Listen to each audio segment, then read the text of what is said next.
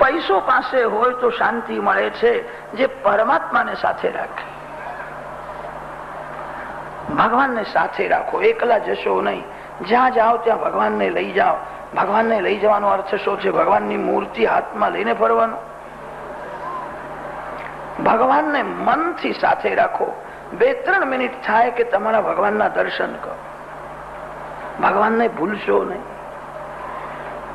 એક વૈષ્ણવ ગાડીમાં બેઠા હતા અને બહુ મોટી મોટી વાતો કરે, પણ સ્ટેશન આવ્યા પછી એને એવી ઉતાવળ થઈ ગઈ કે બીજો બધો સામાન ઉતાર્યો અને એના ઠાકોરજી તો ગાડીમાં જ રહી ગયા.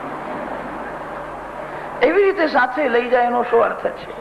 2 મિનિટ થાય કે તમારા ભગવાનના દર્શન કરો.